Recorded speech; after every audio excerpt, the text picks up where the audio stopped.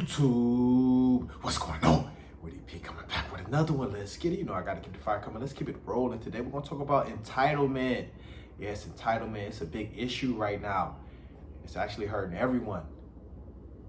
And where does this entitlement come from? Who knows? Who knows where entitlement come from? Some people are spoiled, you know, growing up. Some people just feel like they're better than other people.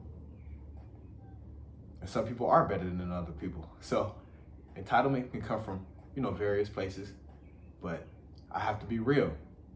The only people that owe you anything is your parents growing up. The only people that owe you anything is your parents growing up. They owe you guidance and pretty much like the keys to life, I guess you could say. But they just owe you guidance, you know, and show you, you know, how life works and the way of life. The only people that owe you anything in life, you know, growing up is your parents. But once you call yourself grown and you feel like, you know, you're a boss and you grown and you can do what you want to do, no one owes you anything. No one owes you anything. And entitlement should simply go out the window. Once you call yourself grown and, you know, you can fend for yourself and you can do things on your own, entitlement has to go out the window. Even in relationships, there's no entitlement because relationships is a partnership also. So everyone do their part in a relationship. Everyone does their part in a relationship. So you can't feel entitled like, hey, you should be doing this, this, and this when that's not what you know, talked about, you know, with your partner in a relationship. You know, you each have certain duties that you may, you know, take part in.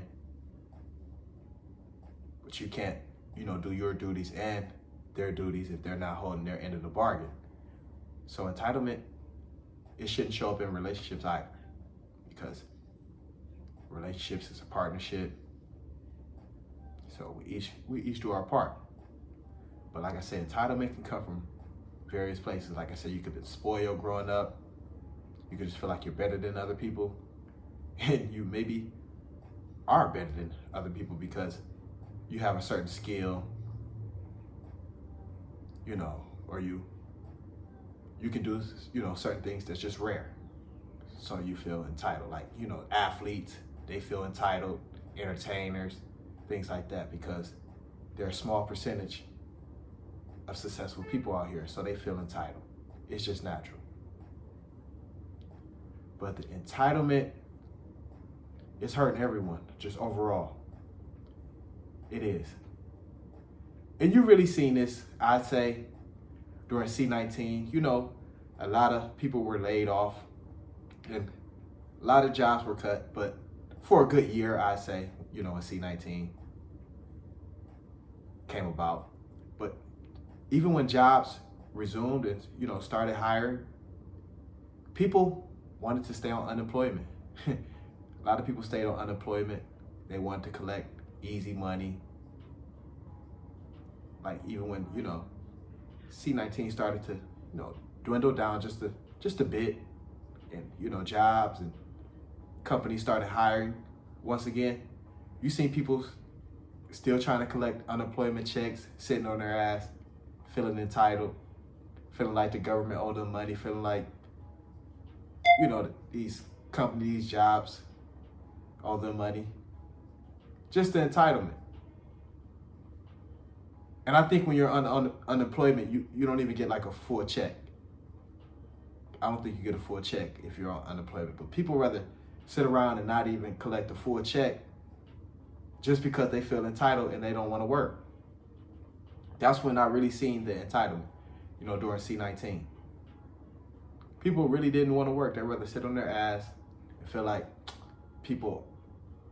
the government owed them money, and, you know, these jobs, these companies just collect the unemployment. So it was crazy. It was crazy. But just the entitlement, like a lot of people, like I say, feel like they're better than others, when that's not the case. Sometimes you have to ask people, what have you done that's so great, or what have you done that's so special that make you feel so entitled? You have to ask people that. Just be blunt. Say, What have you done? What level are you at in life to where you feel you deserve this special treatment? Just ask people that sometimes. Just be real. Because this entitlement shit, it has to stop at a certain point. It does.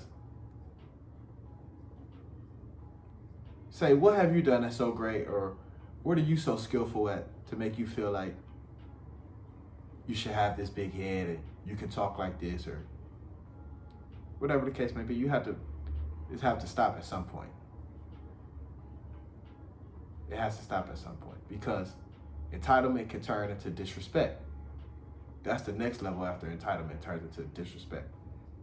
Or it can turn into disrespect.